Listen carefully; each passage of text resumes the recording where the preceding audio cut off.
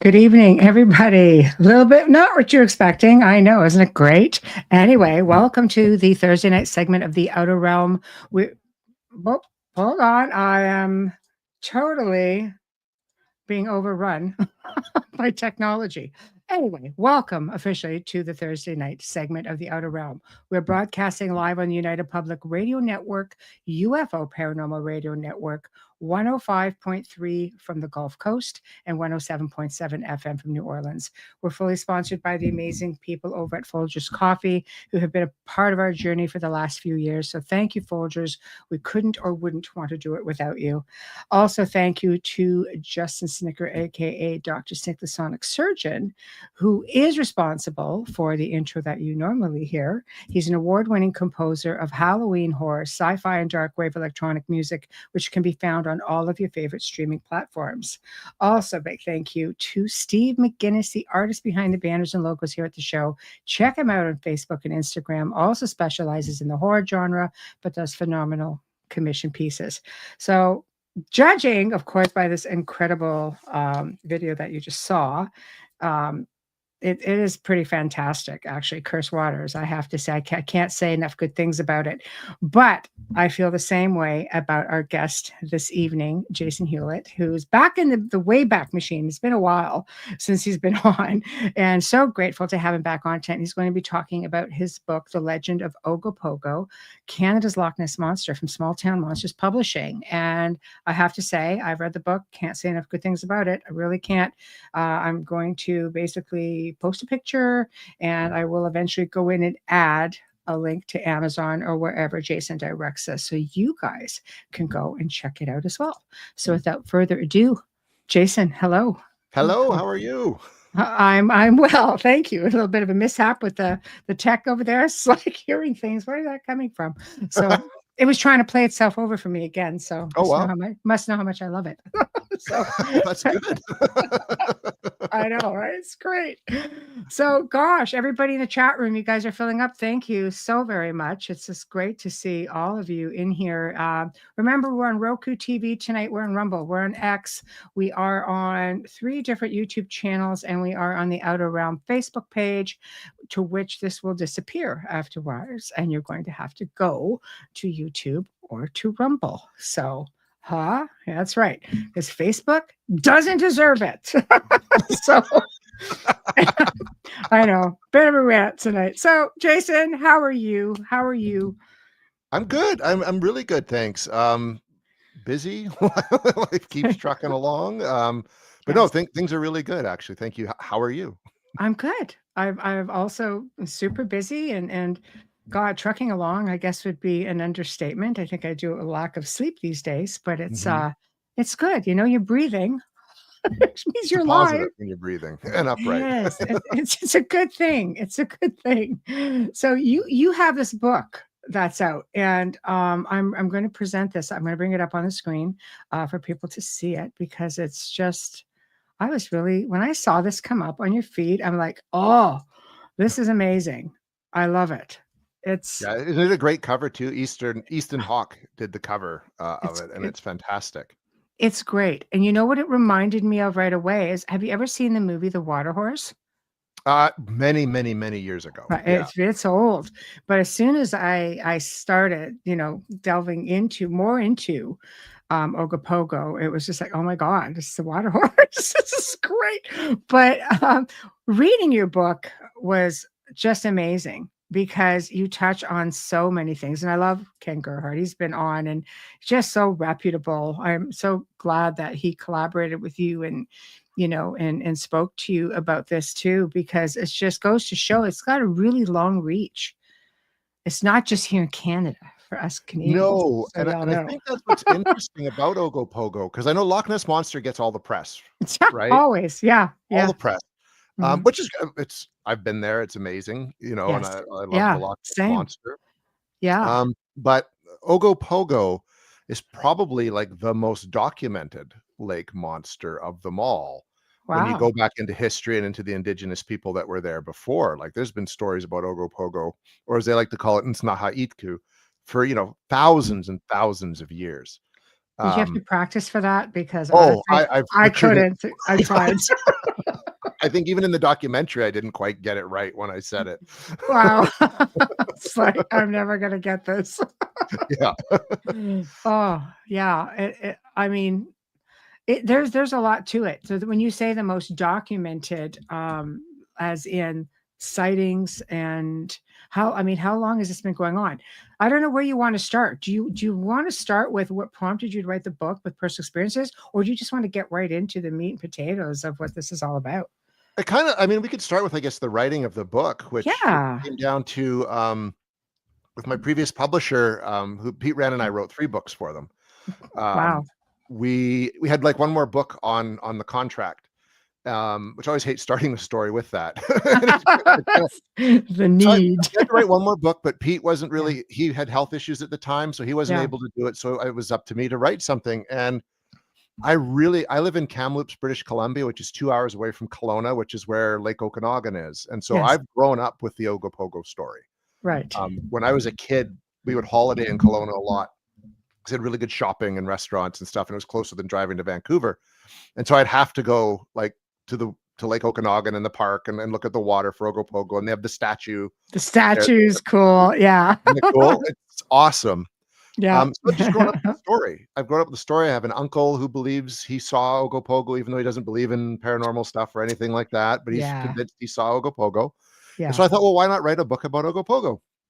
Right. And so literally about the same time that I started researching it, I did an interview with Eli Watson, who ended up directing Cursed Waters, and he's one of the filmmakers involved with Small Town Monsters.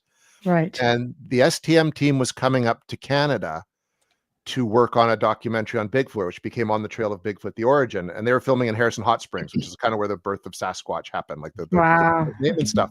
Yeah. And Eli had a few extra days free to work on his own project, and he wanted to do something on Ogopogo. So he's like, I'm going to be in Kelowna later this year. I'm going to work on this documentary about Ogopogo. Do you know anything about it? And would you like to come and help me with it? And I'm like, well, I just literally started researching a book on Ogopogo. And it just, both projects, the book and the film, kind of just went from there. And through the course of the months, Small Town Monsters was interested in picking up the rights to the book, which they did. Ooh, They published it. And so, thank congratulations. you. Yeah, yeah. So the book That's and Cursed Waters are both Small Town Monsters productions, and the book is like an accompaniment to the documentary. Like, mhm. it's not like the documentary is not an adaptation of the book, nor is, the book directly influenced by the documentary, but they're both kind of entities that exist together, Yes. which was cool. And they both premiered at Monster Fest last June in Canton, Ohio. So that was pretty cool. Beautiful. Yeah. Beautiful. It's a great film.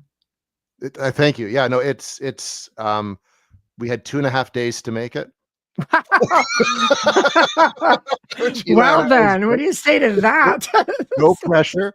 No Um, pressure. because then Eli had Magical. to work on the Trail of Bigfoot: The Origin, and I was interviewed for that Yeah. as well. And so it was just, yeah, and so everything was very strategically planned Yeah. to like the minute, and then everything fell apart a day and a half before we went to shoot it. So we put it all back together at the Wow. 11th hour, and it just worked out. It worked out beautifully. And the Oh, response has been amazing. Unfortunately, it's still not available to screen in Canada, it's not. It's which not. is We get horrible, why but do we it's oh, you being worked make it here and we get ripped off. well. It's out of Small Town Monsters' hands too, right? Yeah, It's for something that sure. happened with distribution. I mean, you can watch in the States, you can order the Blu-ray. Yes. We did screen it in Vernon at the Right. Town Theater, at which used to be the dance hall that the Funny Foxtrot song originated in, Oh, that's which funny. I thought was really cool. The dance hall that became a movie theater, and that's where the term Ogopogo starts. And I guess that's really where you can get into the complicated story that is Ogopogo slash Ntsnahaitku.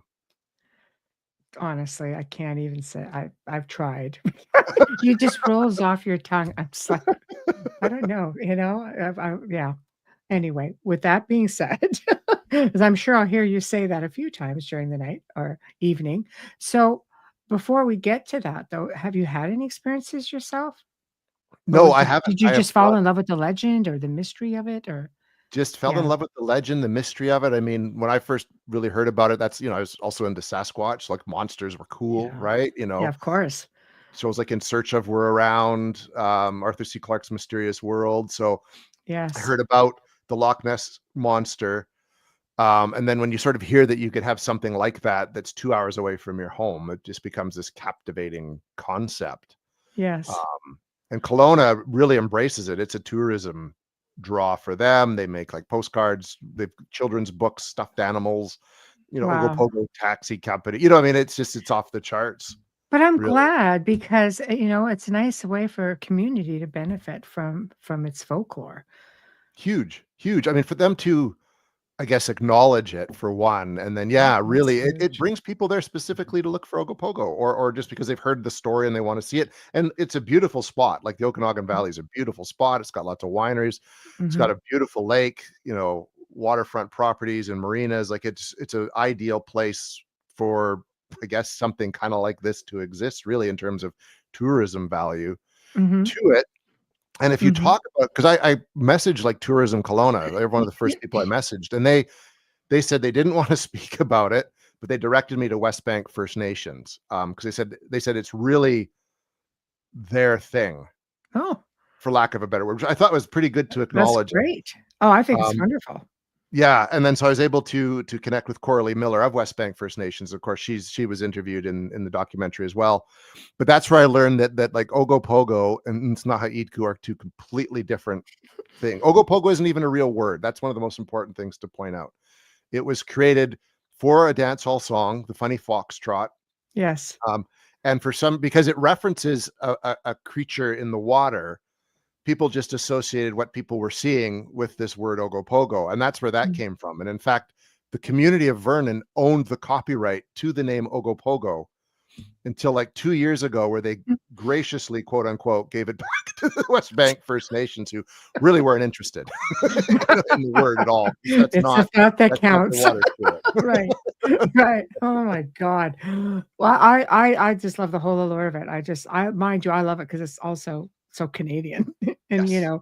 we have some great stuff up here, and, we seem to just take a back seat to some of, these things like Loch Ness, because people, I love Scotland, don't get me wrong. I love Scotland. I've got a lot of friends in Scotland. I've got family in the UK. I love I love folklore anywhere in the world that I go. But honestly, here in Canada, there's just so much here. And there's just not enough about it. I love, Canadian content. When you wrote this book, I was like, yeah, here we go. So I want in on this. So why don't we start then? What exactly is Ogopogo, and what really makes it stand apart from your traditional, sea monster sort of Well, allure? you could look at it in one of two ways. Either it is a flesh and blood Mhm, cryptid creature, mhm, a part of a very rare species, which is interesting because the description of Ogopogo with the long serpent-like body, the horse kind of like a head or a dragon with the horns sticking out, mhm. um, is actually, when you look at what most lake monsters are traditionally described as, that is what they are described as. Same with the Cadborosaurus off the coast of British Oh, Columbia in the catty, ocean. catty, yeah, Yeah, catty. catty. And actually, even earlier reports of Loch Ness Monster also fit this same description. The whole plesiosaur thing came about because of the surgeon's photo, which was been proven to be a hoax, but people always associate it with like being a plesiosaur, which it's not. So it's Like, basically a stereotype. You know what that feels like. right? Yep. So So poor Nessie. yeah, I know. Right. You kind of feel bad for Nessie because it's, I it know. looks like it's been overshadowed by something that's just is, yeah, no, it was fake. And but everyone thinks a lake monster's a plesiosaur now, which is BS. Yes. Like Yes. it really is. So it could be this rare species that, if you look at a lot of lakes that have monsters, they all kind of exist within roughly the same geographical area, within a few degrees of each other. They're also very similar lakes, like Mm, striglacial lakes with salmonoid fish in it that could be good food source. mhm, Um, Lake Okanagan is roughly connected to the Pacific Ocean through like the Columbia River and a number of water channels. And if you also believe what the indigenous say, is that all the lakes kind of in the province are connected with tunnels, wow, um, and that this that's crazy. species could move from lake to lake. So if it is a flesh and blood creature and there's limited numbers of them, it would make sense you wouldn't see a lot of them because they're not just staying in Lake Okanagan. Mhm. They're moving back and forth to the Pacific Ocean. I know there's a lake, Shuswap Lake, about an hour and a half northeast of Kelowna, which has a monster called Shushwagi, Hmm. that kind of thing, and which also looks very similar. So it could just be this very rare aquatic species that we have yet to identify. And I know Ken Gerhard figures it'd have to be amphibian, Oh, yeah. because these lakes are cold, so it couldn't be a reptile, and it couldn't be Hmm. like a mammal because it would have to surface for air. Hmm. I think he called it like I'm going to butcher this one, archaeosaur or something like that. That Yeah. looked kind of, was very almost like a kind of crocodilian sort of mammalia, sort of Yes, yes. species. That's kind of crazy. But you look at his little legs and stuff, that would fit. Yeah, Yeah. it kind of would, right? So Hmm. that's one theory out there. The other one, which I didn't think about and really learn anything about until I started researching the book, is that to the indigenous tribe, this is a water spirit Yes. that Yes. occasionally chooses to show itself in a physical form, but otherwise it is very much the lake itself, and it is something that they revere and respect. Hmm. They give offerings to, which of course the European settlers mistook as like, they're making like these sacrifices Yeah. to to appease the water demon that would then, if they didn't do it right, it would come up and eat them. This was Yeah. cemented by the story of John McDougall, who Mhm. crossed the lake with his horses, did not pay his respects, and then something started pulling his horses under the water, and he was forced to cut the ropes lest his canoe get sucked on or boat get sucked under the water And as he well. had traveled this route before, according to Cursed Waters. He had Yeah. traveled this route before with his horses, so felt very confident in doing so. Maybe he just got a little too big for his britches and, Well, that's what Corley Miller says, and apparently oh. he was quite a player among among Indigenous Yeah, I women. caught that one loud and clear. It's like, So it could have been a "Okay." bit of payback as well. Yeah. If indeed it even happened, like it's one of those stories that's Yes. become kind of part of the folklore and part of the legend of Mhm, Ogopogo. It's a lake, though it could have been water current pulling horses down. You know what I mean? There's so many mhm, different things, but it has been mhm. accredited to Nsnaha-Itku. Right. Um, And it's so very deep, the lake. It could feasibly like, parts of it are up to, like, 2,500 feet deep, so it could feasibly survive. Oh, for sure, and like, I think it's like several hundred down to silt, and then it goes even further down than that to the bottom. Some people claim the lake could even be bottomless. It's very long, it's very narrow, it's a huge lake, so there's Mm, lots of places to hide, and again, there are the tunnels, which, Bill Stesiuk, who we interviewed for the documentary and book, he's like the legend hunter. He's been an Ogopogo researcher, mm, for decades. He owns, mhm, Ogopogo Quest, website where he gathers sightings. He was involved in 2 expeditions, mm. um, and in one of them, they did find these tunnels beneath Rattlesnake Island, which is the area where Wow. Ogopogo is supposed to live, and there's water pressure coming back out of those tunnels. So, Wow. yeah, That's impressive. That's impressive. So, where are there tunnels or caverns, yeah, cave something could also systems? live and exist in there, right? So, Mhm. but yeah, to me, it's fascinating. It's just the fact there's these 2 sides of it, right? Like the Mhm, very much, you could say, modern, materialistic, kinda capitalistic side to mhm, things, and there's this spiritual component to it, mhm, where if you do see it, like, just be thankful that you saw this very rare mhm, spirit that occasionally shows itself. It's very much the lake itself, and its health is tied to the lake itself, so there's very much an environmental slant to, you mhm. know, not Yeah. polluting the lake, respecting it. So this is a story that has so many different layers to it. Well, I laugh because, she's talking about, we'd go water skiing and while you're waiting for the boat to come back and get you, you're just hoping that you're not gonna get company sort of thing. But I love it. But I also love how she mentions that there's a belief that it could be a shapeshifter Yeah. as well. I thought that was very interesting. I love the oral history of the indigenous people because it's just something that, you know, like, it stays with you and it's accurate because you have to remember it. Yes. Every Yeah, it's not written generation. down anywhere. It's been No. told, and, and they have the carvings and such Mhm, to it.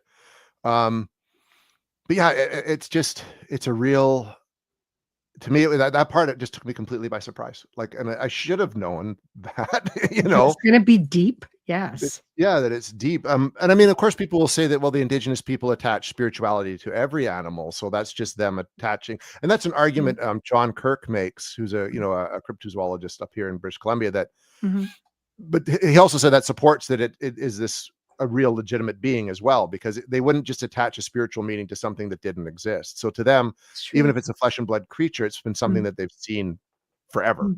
Mm-hmm. That's true. That's true. Well, I mean, there's a lot of sightings. Why don't we talk about, I mean, some of the very first sightings, and then maybe that we can work our way over to the Folden tape. Sure. Sure. Well, I Is that know Susan Allison is the yes. first of the settlers that saw it. Mhm. And it's cool. Her cabin, where she apparently saw it from, is still at Quails Gate Winery, Wow. which is a very good winery. If you like, At if the you winery, want yes. We see wine, lots it's of stuff very good. after that, yeah. Yeah. But she Right. writes in her journal, and it's documented historically, that she saw what she called like a dinosaur in the lake. There's a bit of speculation. It might have been her husband that saw it, and she was just writing it down, but it's Mhm. attributed to her. And Mhm. of course, that's what prompted her to go start talking to the indigenous people. And when they explained what it was, she just took the Nsnahiitku and kind of turned it to Nahahaktak or something like that. You're Because she close. couldn't You get the gotta word. give her something credit for the effort. That was pretty good. That was Yeah. pretty good. Yeah. But she's one of the first Mhm. of the settlers. And then, of course, the John McDougall, I think it happened earlier than that, but he was Métis, so he was sort of also half indigenous, half Yes. European. Yes. Um, but the sightings persisted to the point where when they did create, like, they did start having ferries that would travel, the ferries would have people armed with guns on the ferries, that if this thing Wow. did come up, they could start shooting at it. And more Imagine. sightings persisted just from that through Mhm. time. And it just kind of that eventually slowly moved into the Mhm. modern settings. It started with, I think, Holden film. I'm gonna gap on the date. It was in the 60s, I believe. 68 is what I 68, yeah. yes, Thank you. as per your book. Thank you, yeah. Yeah. Yeah, I read it. And you Yes. took notes, which is fantastic You because it's been, know it. a year and a half ago, I could have quoted it off the top of my head, but other things Year and a in the half movie. ago, my memory would have been better too, Jason, so you're in good company. So so that's a long time ago, and what I like about it is that it's film and you can't fudge it. Especially back then. Yes. There was no way to fudge it. So he saw something. Folden was driving along Highway 97 from Kelowna down south towards Penticton, which is Mhm, a community at the southern end of Okanagan Lake. mhm, And obviously he saw something big enough in the water, because he's way back. Like that road is way, way back, mhm. that it caught his attention. So that speaks to the size of it. And it Yes. prompted him to pull over, pull out his camera, and start shooting footage. And every time that it would drop beneath the water, he'd stop. And then when it would surface, he'd shoot again. So you get a really good, 35 seconds or more worth of footage of something that people estimate could have been 40 to 60 feet long, Wow. swimming through the water, like undulating through the water. Mhm, And then before finally just sinking below the surface. mhm. Um, and It was it's in the incredible documentary, and you footage. can find it on YouTube as well. There's like, less good versions of it on YouTube, but you can see it, and it's compelling. And I mean, that's how we don't get a lot of footage like that when it comes to like any kind of cryptid, really, right? Mhm. And It's that's a true. hard thing to dispute, because it's not some guys, in a Mhm. Ogopogo costume swimming through the water or anything like that, or Yeah. not Yeah. computer generated. There's not didn't exist back then. That's Um, exactly it now. I mean, now we're really in trouble because we've got AI. So, I mean, who the heck knows what's going to start surfacing? well, literally, right? Like it is a problem, and I think it's going to make legitimate research really, really difficult. And when you do get a valuable piece of, say, video evidence or photographic evidence, people aren't going to believe you anyways, Mhm. because you just use AI to create that, and that's really unfortunate.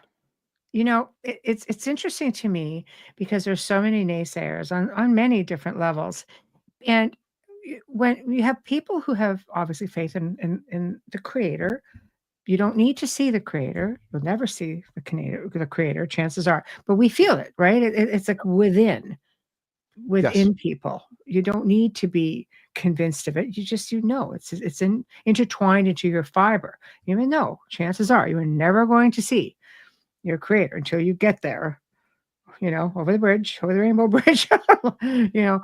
But it's so difficult to think that why is it so hard, do you think, for people to grasp the fact that we live with other really incredible beings? If you're thinking on the level of creation, okay, like I'm not a religious person, but I'm reasonable, and then if you're gonna create humanity, you're gonna create all of this. Chances are you're gonna create some pretty wondrous things.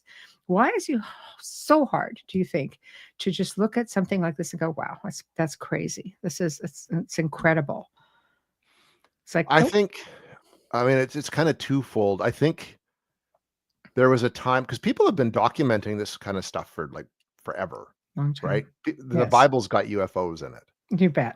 You know what I mean? Like Yes, it does, and they yes, were seen in medieval times, and people have yes, been seeing monsters forever. I think as we've become more, and I'll say quote unquote civilized, um, yes. you you just start letting go of that. I think there was a time like when Colin Wilson wrote a book. I'm sure I've talked about this before called oh gosh, I'm gonna gap completely on the occult. It's literally called the occult. Yes. And he called it Faculty X. And so when we were not living in gathered communities and we were relying more on the land and on our instincts, we could Mm, tap into that and we would see these things, we would understand it, we would accept it. People were communing more with spirits. mhm, Um, and then as we became more industrialized and it became more about like making money and mm, producing things, it got schooled out of us and churched out of us. And then science didn't want to pay attention to it because you can't quantify it in mhm, a lab. And I think that's what happened. So now when people see these things, they're either afraid to talk about it because they're going to get ridiculed, because that's what would happen forever. It's only really, if you think about it, in the last like 10 to 15 years, this has become really an open conversation where shows like mhm, this exist beyond it, like Coast to Coast AM. mhm. You know what I mean? So you get ridiculed by it, and then other people would just like almost dismiss it. They just like, nope, I didn't see it. Or they Yeah. try to explain it away, because I think if you accept that you saw something that you can't readily explain, it changes the whole way you view the world, and that really freaks people out. You're not wrong. You're not wrong I with think that. that's why, and I think now that we've sort of had more of a spiritual awakening in the last few years, especially since the pandemic, Yes. people are looking for more meaning in their lives. I think it's becoming Mhm. more acceptable. Well, plus I think you just had a lot of time to think about it when everybody was home for all this time. I Yeah, know that, when my producer and I did a show during that time, we just created a show and did it because we took like the worst time of the week, dinner time on a Saturday. We'd watch it, right? And it actually it went crazy. And all I did, I spent about 25 hours a week of research, but I made a specific point because there were no libraries to go to, or, everything was online. All sources were given. So people could, if they really liked it, they could go online and just dig and find more on their own. That show did so bloody well. We were just like, what just happened? Like, where did this come from? But people were opened right up to the possibility of many things. Like, it covered many, many, many different things. And I realized at that point, I'm like, you know what? If people just had the time to slow down and not be rush, rush, rush, rush, rush, just trying to exist through life, they could probably be more open to things like that. I see there's that willingness, but I liked the whole, like, the fold in video for me was that was really compelling because very compelling. you can't fudge it. No, you can't fudge it. There's another video in there, the gentleman who was water skiing, and there's the three other objects in the water, the three other Yeah. animals that were small, and he came along and literally fell in right next to them. That's Yeah, an amazing video footage too. I can't remember the name of the gentleman that shot it. yeah. I don't think they ever found the water skier. Like they found the water. He didn't get eaten, I was but they like, never. No "Oh one was my able to track god." the water skier down afterwards. Let me be specific here. Right, There's right. actually been no, despite Yes, its lake demon status, there's been yes. no Ogopogo attacks on people. The closest they can attribute is the McDougal incident, if that's even true. With yeah. But that was a very compelling footage too, because it's just people filming a person water skiing, and they came around a corner, and there's these three animals in the water that they can't identify, and the guy goes right by it and falls in. And that's what leads Ogopogo to be so well documented. There's been sightings where 15 people have seen it at the same time Right. in one Which is case. which is amazing. Yeah, When and where, does it tend to show up the most? sort of all over the lake.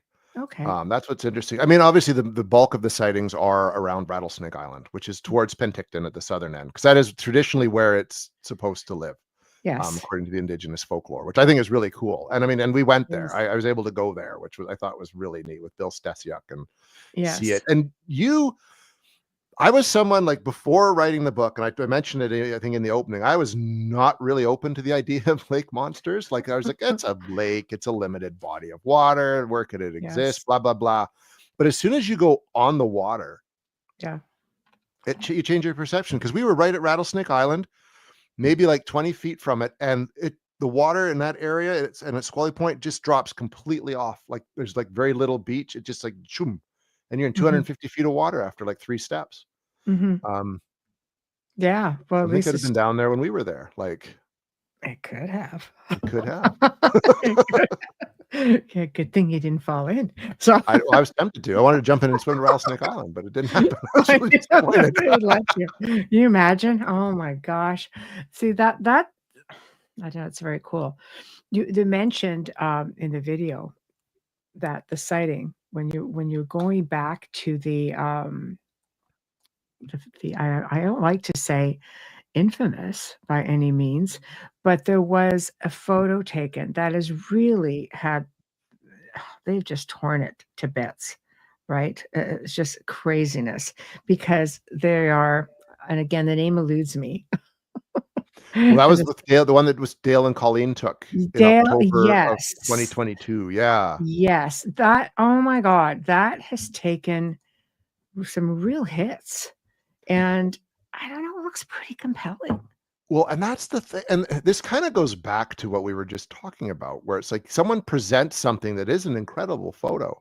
Mhm, And Dale and Colleen, they didn't, having met them, and we went out on the boat with them to where mhm, they had their sighting. mhm, They were never interested in making a buck. They never have made a buck, like, off right. of it. You know what I mean? We No, used it with their permission. They didn't ask for yeah, money. no. Um, they're the last people that were really even interested in having a sighting or anything like that. They thought it was a deadhead in the water, which of course would be an Mm, upside down tree floating.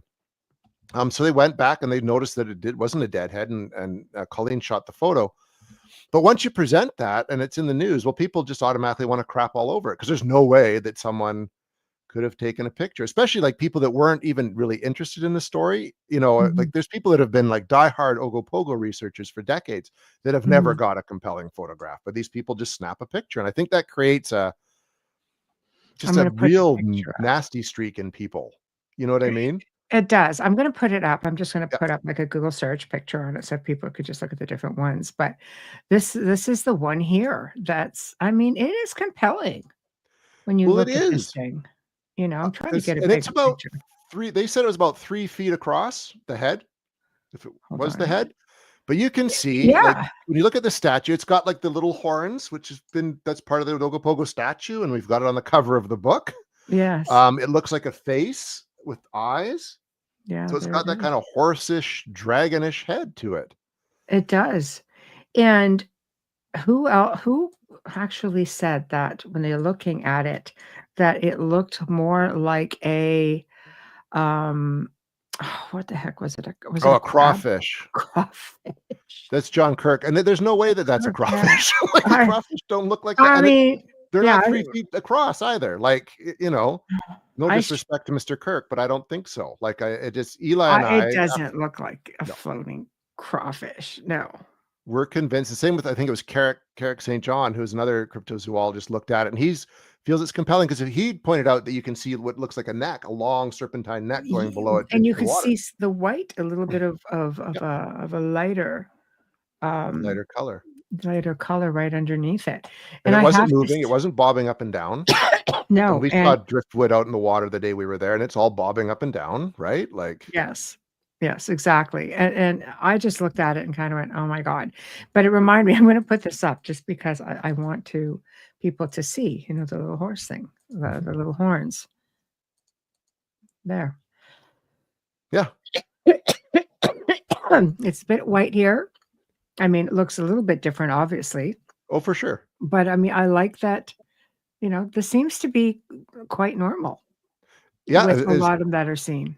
Yeah, the Cadborosaurus, Mhm. Champ. in Lake Champlain, they're all Yeah. described being very, very, very similar in Yes. appearance.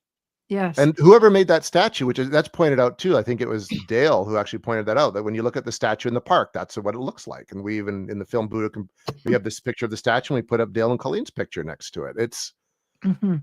pretty darn close. Yeah, but, there's too many. That's what I'm saying. It's just always so easy for the naysayers to come up and say, "Absolutely not," because you're fairly skeptical. I mean, Yeah, you're a logical guy. yeah. No, I'm one of those like, well, like the show we had. I want to believe in this stuff, but I'm not going to believe it on blind faith. Like you really have to Yes. look at it critically. Yes. And that picture to me is very credible. Mhm. Especially having Right. met them, having been out in the spot where they took the picture, like, it's just I find it I'm inclined to believe they got a picture of Ogopogo or Mhm. Ntsnahaitka, however you wanna refer to it, right? Mhm. No, it's true. Well, when when I saw you say, "Yes, I think this is compelling," I'm like, "Okay, now I know we're onto something." Because if you think it's something, then we know it's something. Thank you. So, Yeah, no, I'm so is Eli Watson, who I made yeah, the film with and who directed it, like, he's convinced too, like, they got a credible picture of Ogopogo. like, Um, you have to think. I guess I can understand in a way why people would be a little bit skeptical because this thing sat there almost like posing, and when they came back around, it was still there, just with his head towards the surface, and yep, she looking just at them.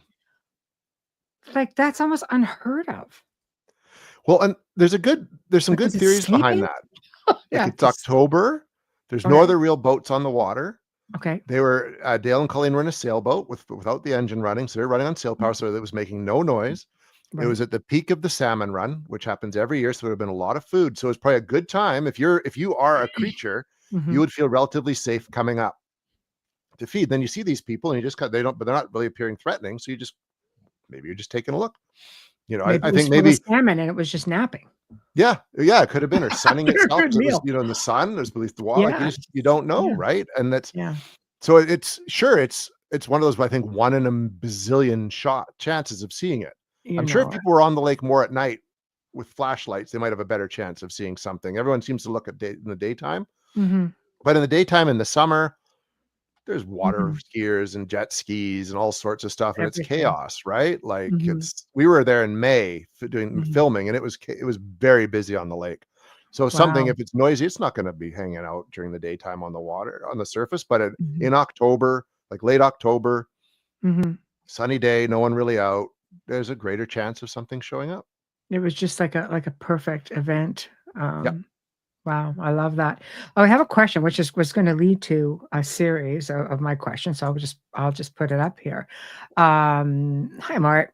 Do you know if anyone has ever run sonar Yeah, to look when for they did the two expeditions that Bill Stesiak were on, they ran sonar and side scan sonar, and they had Mhm, underwater submersibles and everything and scuba divers down. So they did a very mhm, thorough search, and that's how they were able to determine where the caves were. And they mhm, did have something. They picked up a sonar ping of something large in the lake, and that stirred up silt at the bottom. So mm, right. yeah, but they don't know Okay. what it was, Of kind of course thing. not. But they got a No. compelling sonar ping, which I Yeah. think is really interesting. I think it's interesting. Has anyone tried to and this is just, the probably leaning a little bit on, paranormal research sort of thing, because I think people should try to do audio recordings of absolutely everything when you're Mhm. out. But has anyone ever tried to do audio? Even can't you do that underwater? Isn't that equipment that will pick up Microphones. I on know they've sound? done that on Loch Ness for sure, and I Yeah. believe during those expeditions they would have. There was a Japanese one on the lake, and I believe they did put audio Mhm. equipment into the water. The one thing they haven't done, which I think would be great, is remember when that one gentleman did the eDNA test of Loch Ness? Yes. They should Yes. do. I find it interesting what they'd get if they did that in Lake Okanagan. Yes. I mean, funding. Has anybody ever tried to get funding to do something like that? Because if there's so many sightings and I find the picture to be compelling, I think the video is very compelling. Um, I mean, why could you not get testing for something like that? I mean, people have Well, gotten money to test for less, you know? yeah, I think that's a really good question. Someone should, I don't know how you apply for a grant to do that or how you'd find the right people, but I think Yeah. that's gonna be a really good test to do. It would be kind of a, Mhm. it'd be a great step forward. Would make for a great television series. It would, wouldn't it? Actually, we should get on this, Michelle. I know. I know. It would. I do. I absolutely think it would make for a great television series. And then you're looking at, the production company to pick up the tab on Exactly. some of that. So, hmm, wheels are Hmm. turning. But Netflix. yeah, it's like, I think it would be great. I think DNA testing is amazing. I think looking and exploring these tunnels. Yeah, actually being able to get down, Mhm, and make that a big focus. Do you know what I mean? So that peace and because especially now, like I know the ones that Stasiak did, they were like like late 90s, early 2000s. So the technology's improved that you could send little like underwater drones in, right? Not fear mhm. of getting a diver stuck in there and killing someone. Yeah, I You don't could wanna do totally do that. that. See just how far they actually go, right? Like, Mhm.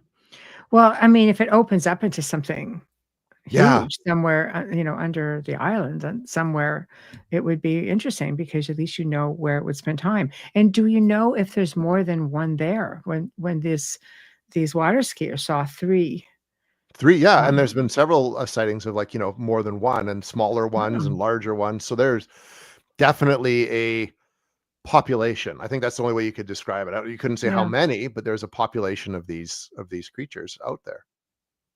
that's so fascinating to me just to think that you're sharing space with something so magnificent, and Yeah, John nobody Pertwee said one. nobody wants to research. It's like going out and looking for freaking King Kong, you know what I mean? Like, It's like, it's why just wouldn't you want they're to? right there. I know, I know. Why would you not want to?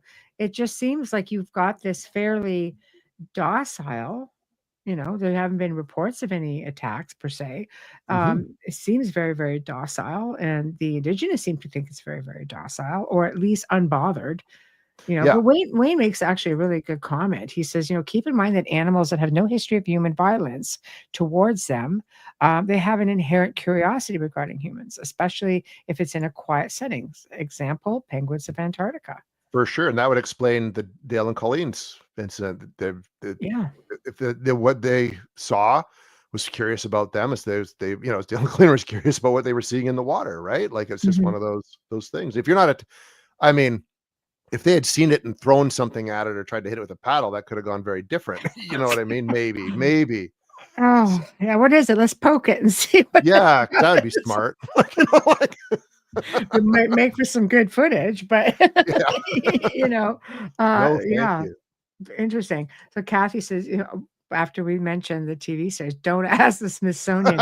No, no, we don't want the Smithsonian hand in anything. They're Not at all. terrible. No, thank you. Oh, they're terrible. It makes me realize, I mean, this is a pretty sacred place. Yeah. This whole area is considered to be a very sacred place. Are there other sorts of activity there? Like you mentioned Bigfoot, you mentioned, like paranormal stuff. I mean, they all seem to go hand in hand. All of it, UFO activity, all of it. Everything goes full circle. Do you have reports of any of that in that area? Like, not extreme. I mean, because we investigate, our team, Canadian Paranormal Society, investigate all over the interior. So we've done investigations in, like, Vernon. We were just there last night. Mhm. Yeah. Um, there's nothing out I hate to say out of the ordinary. Like, you Right. know what I mean? Like, it's not like Skinwalker Technically, Ranch yeah. or anything like that. I mean, Highly there's strange. reports Yeah. of hauntings at various locations in the Mhm. in the region. Sasquatch, this whole interior is Sasquatch country, and people do see UFOs, right? So there's nothing. I wouldn't call it like, yeah, it's nothing out of the ordinary. I think like Ogopogo and Snahiku would be the big thing The for the big region, but thing. there's all sorts of activity all over the place, right? It's called Mhm. Supernatural British Columbia for a reason. Yes, it is. Yes, it is Yeah, indeed. I mention it because I tend to, well, before I mention this, I'll back up a moment yet again.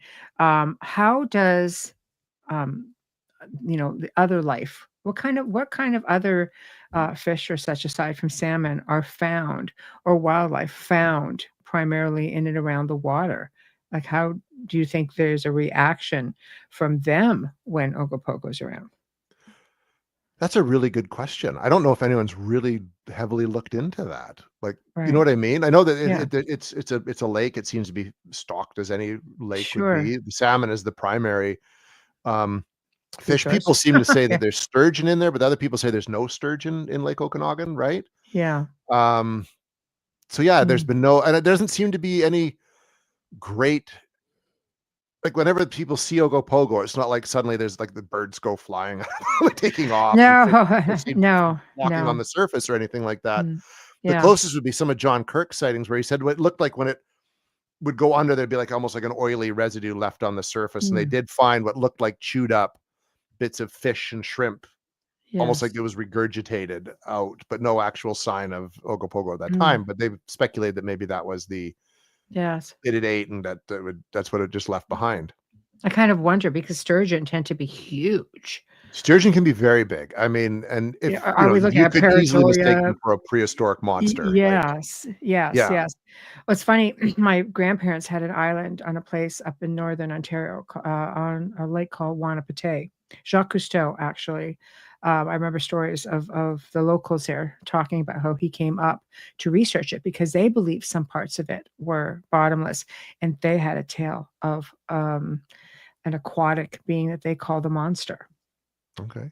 And my grandfather, being an ex, World War II veteran, "Ah, go get this thing." It's like, "Okay, grandpa, calm down."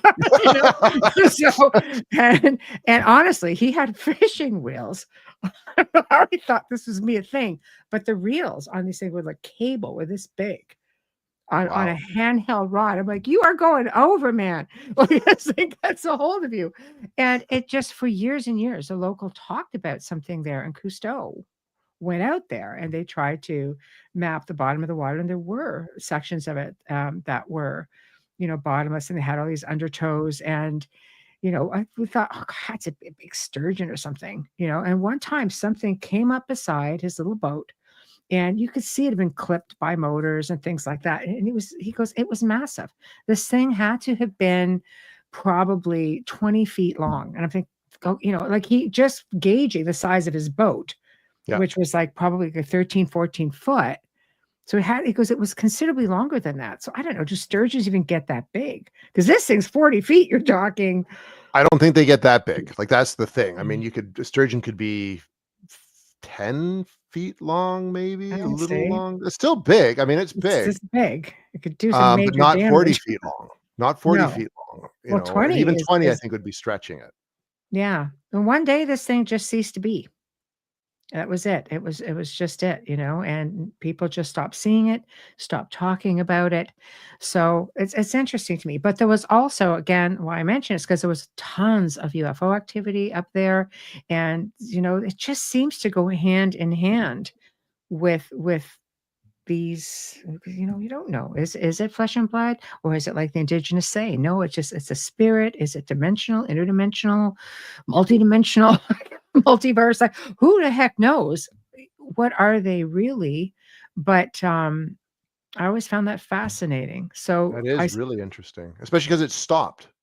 yeah, Like it it did. just stopped. People stopped seeing it, and then they stopped talking about it, right? Like, Yes, yes, and this seems to have been going on with Ogopogo for obviously like well over 100, 150 years. Is still well, it's in the is thousands, right? It goes back thousands of years, and people are yes. still having sightings. There's a couple sightings even last year. So, Wow, yeah. wow. I don't think it's going away anytime soon. It happens in peaks, you know what I mean? There's some years people see it more and Mm, others less, which could speak to the fact that it's not always around. You know what I mean? It could be yes. moved on to another lake or back out to the ocean or who Mhm, knows?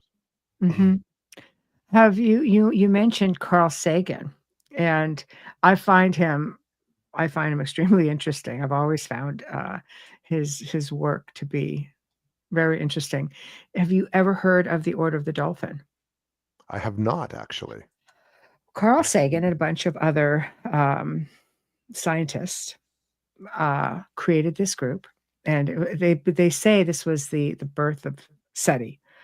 This Okay. was this was the onset of SETI because they believed that dolphins, so again, I just want to bring the attention to the aquatic side of things and the intelligence, that they were able to communicate with UFOs and extraterrestrials and so on. With dolphins. Yep, dolphins. And if you get into some UFO sightings, there have been people who have said that, as the craft has come down, that dolphins would come up underneath it and swim in circles right underneath it. Interesting. It kind of reminded me of Star Trek with humpback whales. Oh, it's all with the whales and the Yeah, right. So it's like, I'm having a flashback, but it's like 1986 again. I know. It's like, gosh, could it be? But because they're so sensitive, I think, to frequencies, and they have their own language and they can communicate. I tend to wonder if that's why, maybe some of this activity that comes in, if you've got this incredible creature, this being, if it comes through and communicates, I wonder with other, beings of high strangeness. It Like would movie be Cocoon. interesting, right? Yes, that's right. Like the movie Cocoon. Yeah. Well, Um, Star Trek. I mean, to me, some of like these creatures or our wildlife tends to be very sensitive to things like that. well, even like And domestic animals, cats, yes. dogs, they pick up on things that we can't see, right? So, Mhm. and I know that there is a growing movement, and I'm glad that people are talking about it more when it comes to, let's say, more with Sasquatch, that other Yes. phenomenon occurring at the same time. Mhm. People even having kind of weird paranormal encounters with Sasquatch, right? There's people who say they've been abducted by aliens and they're on the spaceship and they see Sasquatch on the spaceship. I've heard Um, that. which Yeah. is like, that's pretty out there, but people are saying that, right? Yes. So I'm a big believer that this phenomena is interrelated. I know that kind of Mhm. makes me unpopular amongst cryptozoology people, but I'm not a Yeah. cryptozoologist, so I Right. don't care. We're So just gonna lean on the quantum side of things for a yeah, moment. and I think Yeah. it's something we Yeah. need to look at because I think Yeah. that's where we're going to have the best shot at finding answers to all this stuff. When you look at Mhm. multiverse theory and that Well, kind of, John and Keel quantum was physics, I onto think it's all something. related to that Yeah. somehow. I don't know how. Mhm. John Keel's work really That's touched a right. lot on all that, and I think that to me makes a Yeah. lot of sense. Yes. Oh, absolutely. I mean, let's face it, there's everything is connected. Everything's vibration, frequency. I think beings that can communicate this way and telepathically, there's definitely something to it. But I mean, you have those who are the primatologists who are just like, no, this is definitely from here. This is the way it is. Well, apparently reptilians are from here too, living underground. Can we talk about that? So just saying, just go talk to the Hopi. They'll give you all kinds of stories of crazy things living underground. There are things like we're not the first kick at the can here. No, no, we're not. I Yeah. think that's why people are resistant to that concept as well, because it just changes the whole perception of what life on Earth is Mhm. and how it works, right? And I think that's kind of what we were talking about earlier. It freaks Yes. people out. Yes. Because it's very easy right now. We like our little boxes that we can kind of put things in that make all logical sense.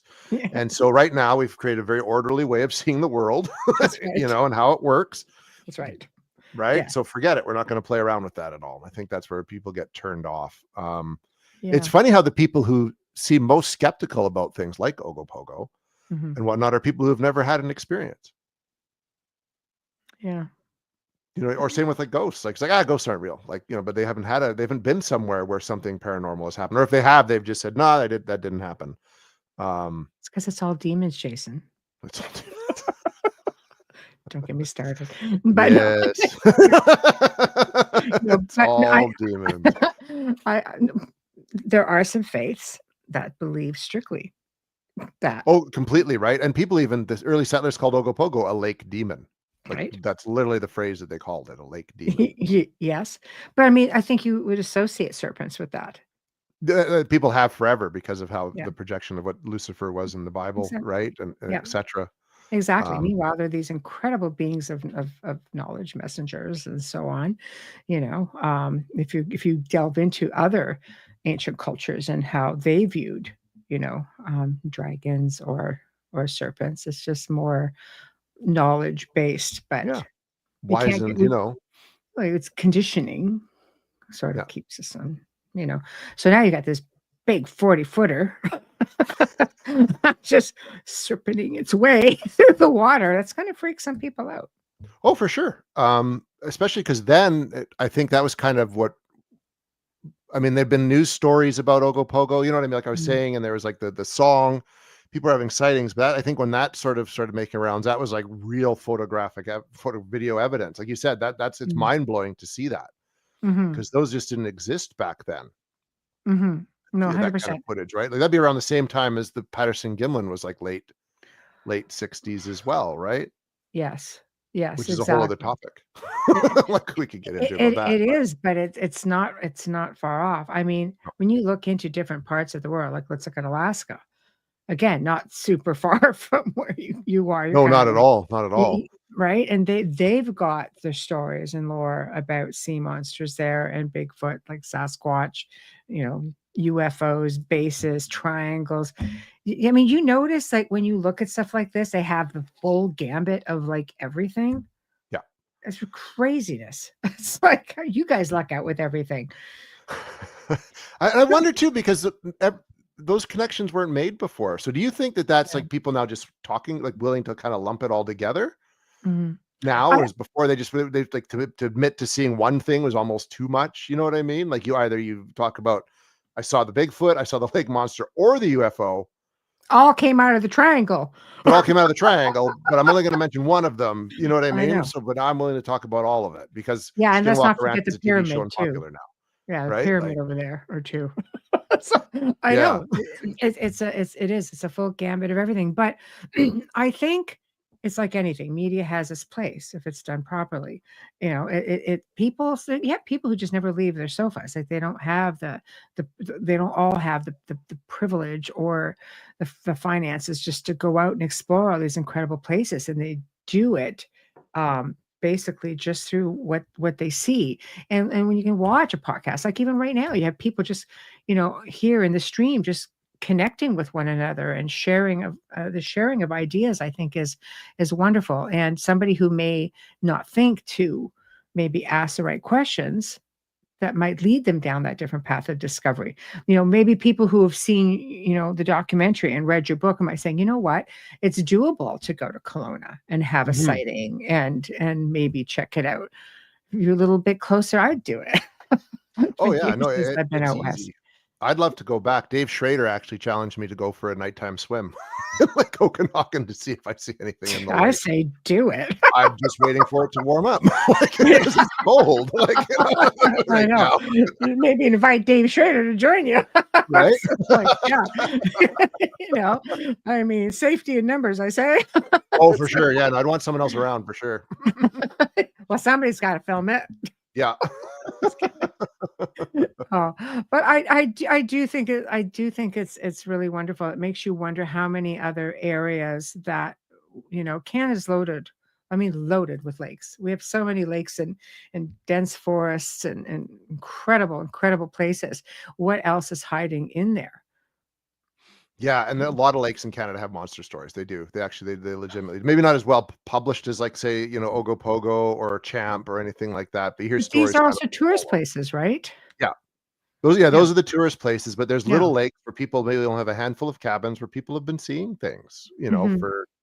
for a very long time. Like the lake, the story that you were telling earlier, very similar to that, right? Yeah, whole community. I mean, it's just a small community, in Northern Ontario. So it's not like a lot of people go there, but I mean, it's a big lake, a lot of properties up there, and that have been there forever. But back then, people would, like, my grandfather would take up there for like a month or two. Like, my Mhm. grandmother home with 6 kids. Bye. You know, this is okay. Yeah. So, And but it was, I guess. I guess it was, yeah. So, but I mean, it wasn't uncommon to spend, all this time out in the water, and the water sustained you back then, right? I mean, Growing up, I was the yeah, same thing. We had a cabin at like like I said, at Shuswap Lake, and we'd be out there the whole summer because my yeah, mom was a school teacher, so we'd just go out. My dad would commute back and forth, mhm, and that's where I saw stuff out there. You know what I mean? Like that yeah. over all the years that were really interesting, and I was convinced that there was something in the lake too. But So, also speaking to what you're saying, a friend of mine was out same lake, like we'd go out there all the time, and I was me and a buddy were out there, and he said he saw lights come up out of the lake and wow. then just fly off. And I've seen like I would see like I guess you'd call them like orbs, but they weren't like orbs like what people Yeah, talk yeah. about, like balls of light moving around on the deck. Yes. There was like stuff going on in the woods, like Mhm. there was like it's a spot where like I think it's just water's like a conduit for this kind of stuff too. Yeah. There's that belief, right? And Mhm. it could be a crossover point. So why Especially, wouldn't you have a bunch moving of water. activity? No, well, it makes sense, Yeah. and do you notice how a lot of cryptids as well as, UFOs or UAPs have orb activity? Mhm. And Let's we're not not talk talking we're to not talking when about we say orbs, paranormal we're not talking the activity. stuff in pictures that's usually No, discussed. no, We're you talking see like these big balls of yeah, light. Yeah. yes, yeah, that seems to be a thing. Yeah, it does. And it does. Yeah, people have seen that around Sasquatch. They've seen it around Yes, UFOs. yes, Um, Ronald Murphy wrote a really, really good book about like I think it's called Lights in the Forest or something. I can't remember, Phantom Lights or something like that. yes, Like it's yeah, yeah, yes.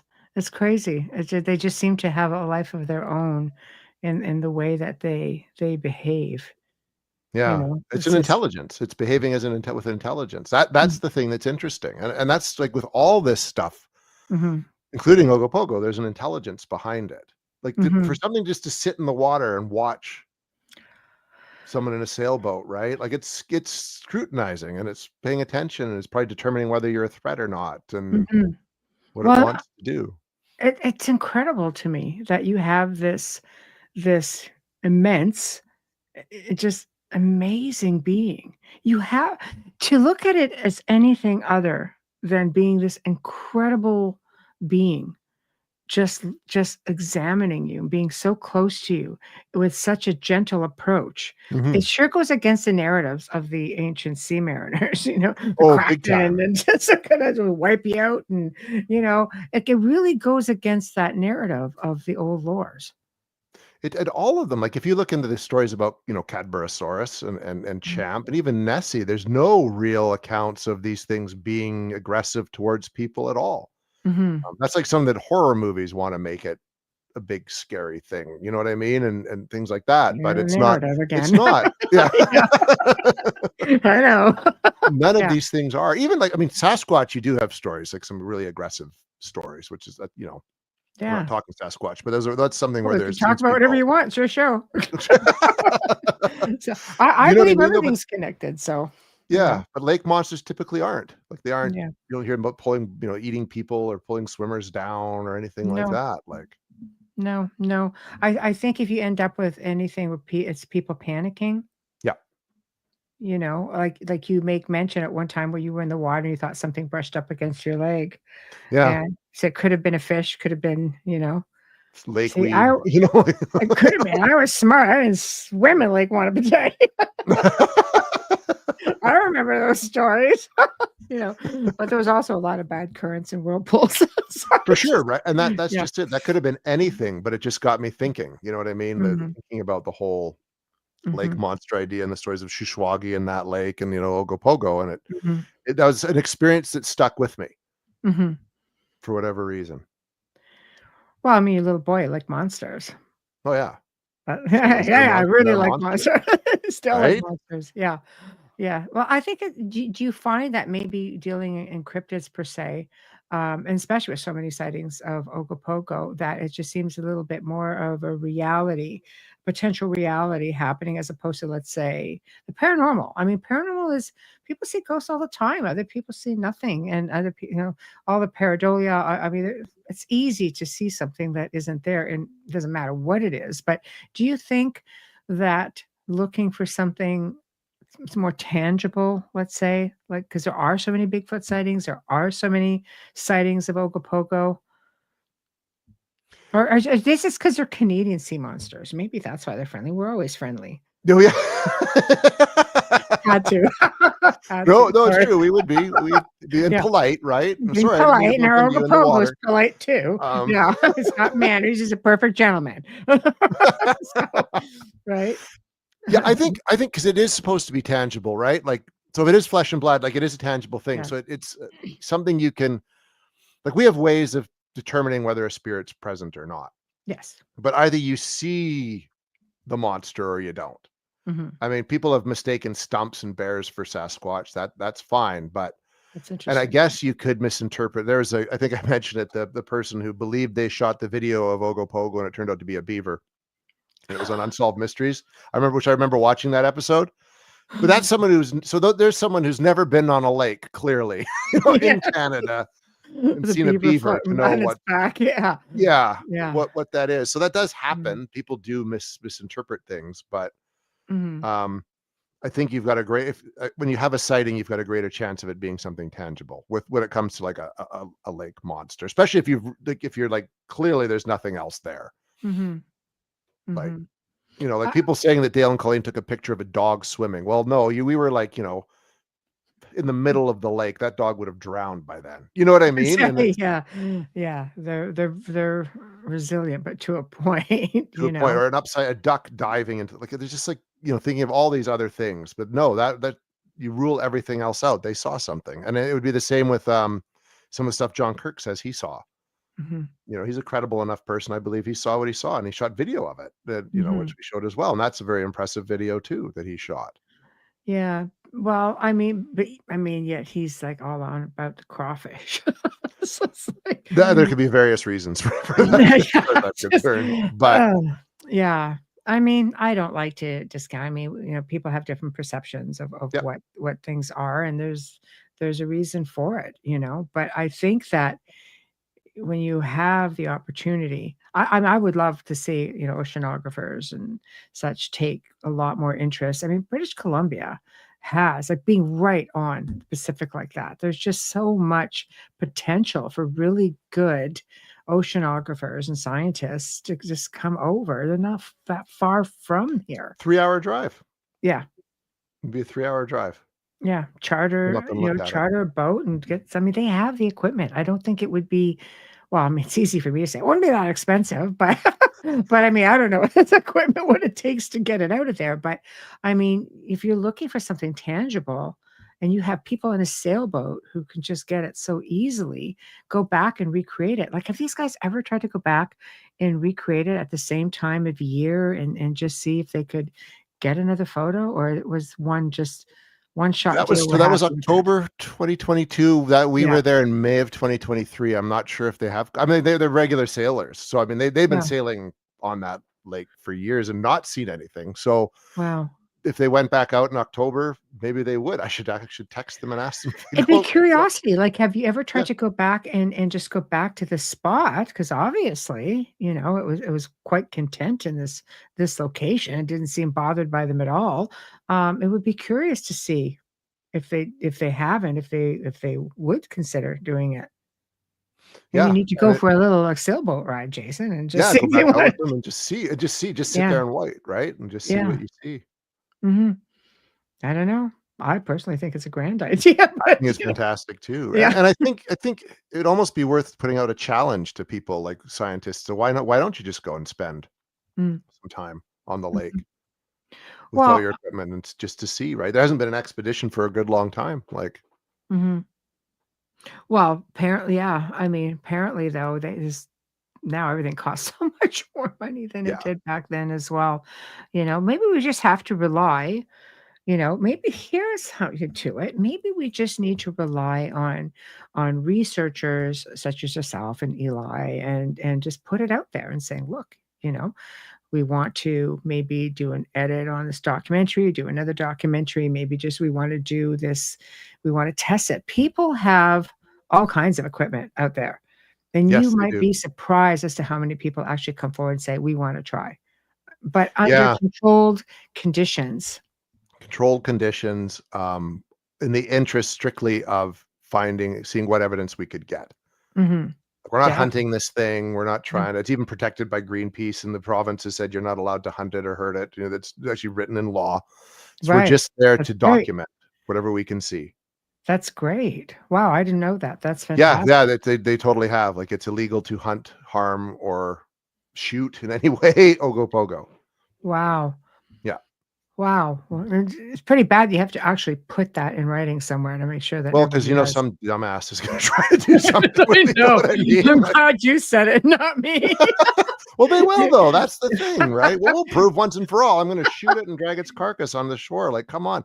I know. This would be such a rare endangered species. Yeah.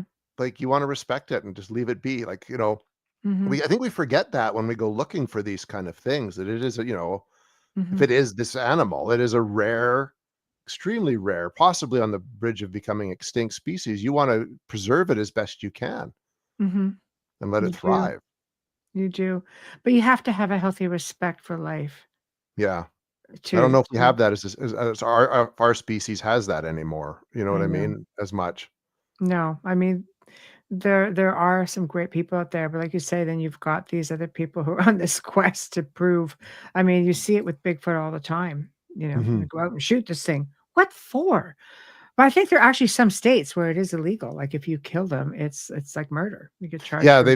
it's the same thing in certain states, right? They definitely want to Mhm, preserve Sasquatch, because I think I think like any of this, wouldn't it be awesome to say, yeah, prove 100% that these things are real, mhm, and that we're living alongside them, mhm. and then just leave it be. But in a perfect world. Yeah, you would. It's like, okay, we've got definitive proof that Ogopogo is real. Now let's just leave it Mhm. alone in the Yeah. water, let it do its thing, Mhm, and we'll stay out of its way. And it's clearly not interested in getting in our way. Like, mhm. Exactly.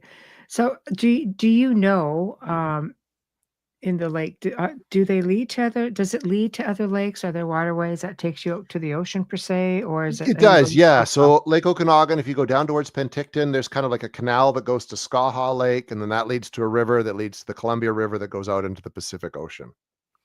So is it quite a hike? It'd be quite a trek. Like, you would definitely, for a species to make that trek, it would take a long time. But Mhm. salmon do it, like the salmon run it. They do it every year, so it is doable. I mean, the Right. argument people make is, well, we'd never see an Ogopogo in the Columbia River, blah blah blah. But I mean, are you looking for Ogopogo in the Columbia River? Like, Is the Columbia River deep enough it for is. It's deep for a enough. I think 40 it foot? would be. I think it'd be like the Fraser River. There's parts where it's super deep, and there's parts where it's more shallow. But Yeah. but something Yeah. could make it for Right. sure. Hmm. So if it can move around that freely, it makes I could see how you would have other ones coming in, no problem. Yeah, and coming and going. And so what people are seeing as the Cadborosaurus is probably also what people are seeing as Ogopogo. Like, it's the same species Mhm. moving around. I'm just listening to you, my wheels are turning, that's why I'm just That's quiet. okay. So, no, it's very fascinating to me because, there's so many traditions, or you say this has been going on thousands of years, and they've always found a way, but now, unfortunately, we build everywhere. Yeah, And this is an area at one time that was it's still very sacred, but very sacred. Respect the water. Don't build here. And what do? We come we built around there. and we build there and just totally disrespect. I love how that was portrayed in the documentary. We do I what think we that was important. want. Yeah. It was a very important part of the message. And that's something, I mean, Eli does more work with cryptids, with his films with small town monsters, but he says every time, like, when it comes to cryptid stories, the Mhm, environmental stories become a very important part of it. mhm, Because these are things that are existing in nature, and so in order to protect them, you need to protect nature itself, and that's kind of where these things go back and forth. I know Seth Breedlove came up with the title "Cursed Waters," and people got kind of upset because what do you mean cursed waters? Well, it kind of does tie more into the environmental message with it. Like, we are polluting this lake where this mhm, species is a living, and you're almost like cursing the water. And if it is the water spirit, then by cursing the water, you're putting the water spirit at risk. Um, You are. You are, You are. and so then, as Corley Miller said, it would be unhappy because it's not clean. It's sick. Mhm. Yeah, we in the modern era have totally lost touch with our own planet and environment. So it's very, very sad. It is. It is. We wanna conquer everything. We do. It's in our it seems to be in human nature, and now yeah. I'm good on that tangent, I know, we're but going down we've some always other wanted rabbit to. hole, aren't we?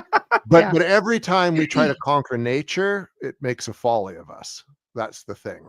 It's true. Like, we've never mastered nature in any way, shape, or form. Mhm. And I don't think we ever will when it comes to things like like Sasquatch or an Ogopogo either. Like, No, I think people don't realize that they are very sacred. yeah, They're very special, you know?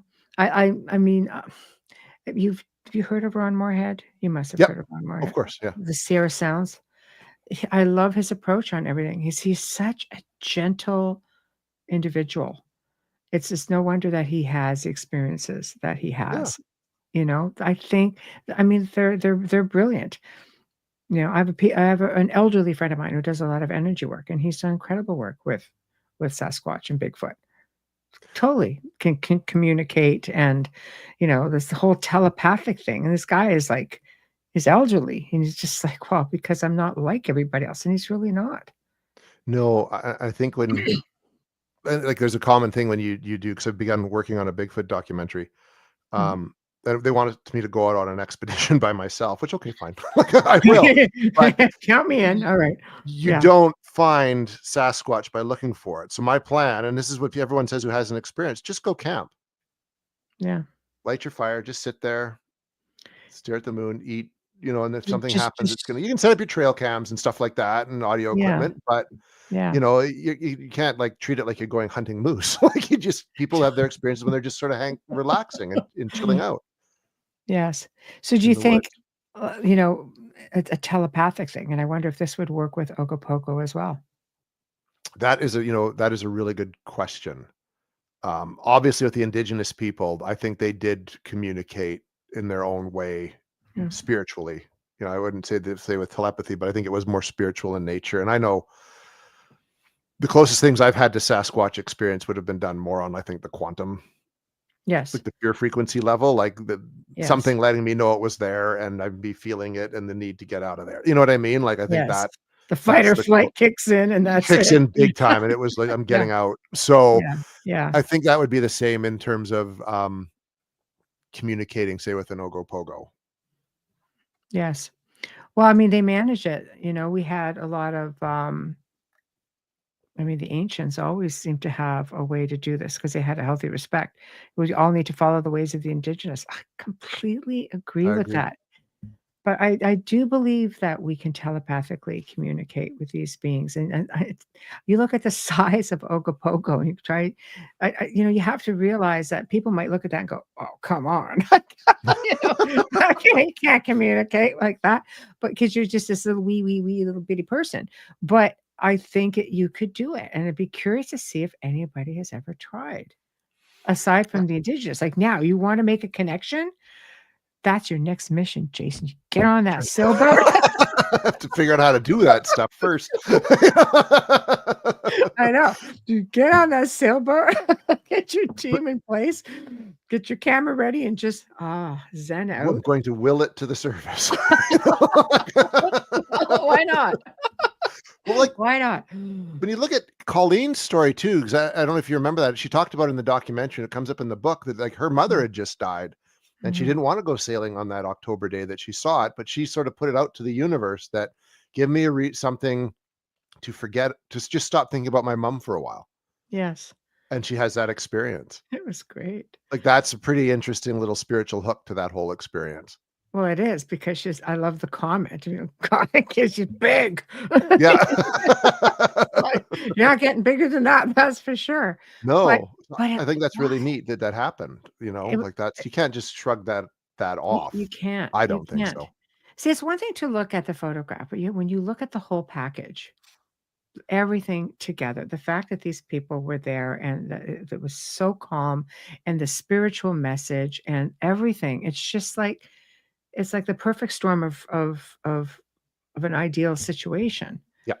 you Yeah, know? that's how I see it too, right? You have to look at the whole experience. I find that with paranormal investigation, all this stuff, there's a whole experience to it Mm, that you can't explain. And then when you try to explain it to people, that's where the people get dismissive about it. It's you know what I mean? mm, Like because it's like mhm, science doesn't want to look at the spiritual side of thing, but you got to look at when it comes to paranormal, you got to look at it from all the various angles, and that's where I mm, think you're going to get your answer. And I mhm, think it's a real opportunity for us as people Mhm. to engage with our planet in a very different way. Like we, as a team, we've always done investigations a little more on this, more on the scientific side of things, which is Yes. something we're not abandoning. But we have some people on the team now who are getting a little more, bring a little more spirituality to it. And Peter's saying when he first started in England, they did go more spiritual. You trusted your instinct and your feelings more. Mhm.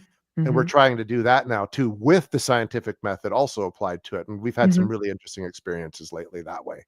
Mhm. Well, I like how you mentioned like the scientific aspect of it because science is like, oh yeah, we science in the field. So you're bringing a laboratory. Yeah, It's into the like, field. do you want to be technical? Oh, you mean tools of the trade? Okay, that's a bit different. Yep. But I mean, I think technology is really, even in that field has really picked up. There's some really like amazing people out there coming out with great, devices to try. Yeah. I'm also people think I like blinky things and stuff, not so much. But I've done a lot of events where people want to know, does it exist? Yes, it exists. Does Yeah. it work? Well, no. Here's what it costs you though, just so you can watch a blinky, Yeah. So A blinky light. Yeah. these blinky lights. But I'm a firm believer in the common sense and the pen and paper and just a regular camera. And I love doing voice recordings and I'm old school. I still like tape. The reel to reel tape. Yeah. That's awesome. Any a cassette tape. I'll take what I Yeah. can get because when you're out in the field, you can't be lugging one of those big suckers around. But No, I true. do like, but I do like tape. And you don't record on the same side, just having a bleed through. It's like I'm old school like that. I really dig that. And that's why I was so compelled when I saw this videotape, 1968. I'm like, see, it's simple, Yeah. but it's so effective because you can't debunk it. No. Like what's in this day and age, what's sad, I used to do these large events and I had a woman come up to me. She goes, I want to share a photo because we'd have about 120 people a night. She goes, I want to share a photo and a negative of a spirit that was captured at this location. I said, absolutely. Come as my guest and you can, please share it up. Do you know that kids, even like into the teen years, had no idea what a negative was? They looked at that and they're like, what is that? She's like, really? That's where the film comes from. That's Yeah, I know. But it's like we're living in this digital age, and now we're getting into this age of AI. It's just like the meat and the bones of what old traditional research was. It's a thing of the past in so many ways now. but I think it needs to come back because I think that's where you're going to get Yes. the best evidence, because again, like you say, you can't debunk it. You can't, that wasn't put in You after the can't. fact. That wasn't, added, it's Mhm. digital's fine. I mean, I use a digital recorder because you can go Sure. back and you can clip it and you can do all this great stuff Sure. with it. It's convenient. It's convenient, but someone else can come up to me and say, well, you just put that in and you went into WavePad after the fact and you dropped in a sound effect. And it's like, well, no, I didn't Yeah. actually, Yeah, but thank you. but thank You know, you so much but for saying I'm a fraud. I appreciate that. Like, do you not know who I am? I'm a skeptical guy besides that.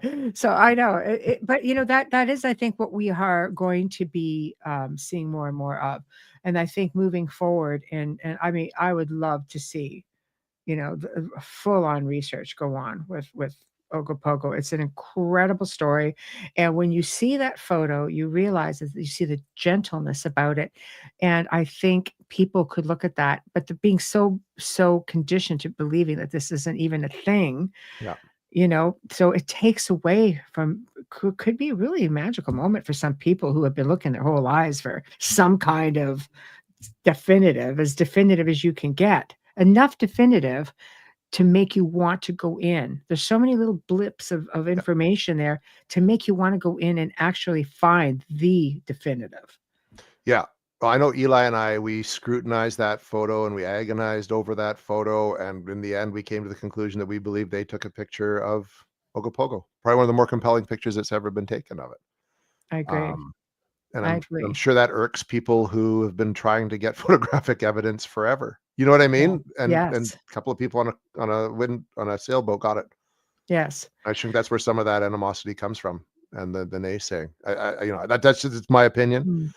Well, Um, I respect you as a researcher. So, when you looked at that and said, "Yes, I believe this is what it is," because I know you don't just take things that lightly. You're no, not no, Mr. you You're can't. not Mr. Pareidolia. No, no, no, no, You're no. gonna dissect something, right? You're going Yeah, to look at it and really look at it. And, you know, so when you're saying, no, this is a thing, then I respect you as a researcher. Say, no, if he says it's a thing because I you're not appreciate that. afraid to Thank say you. this isn't a thing. As much Yeah, as no, I'd and like if I to didn't think it believe was it's a a picture, I thing. would say it. If I had thought, if there was Yes, any doubt in my mind, I wouldn't have said what I said. Like any exactly. doubt in my mind. Yeah, exactly. So now we're faced with, okay, there's this potential for really great research to happen, but we're beyond the digital age now. We're in the age of AI. Can you trust what's going to come out?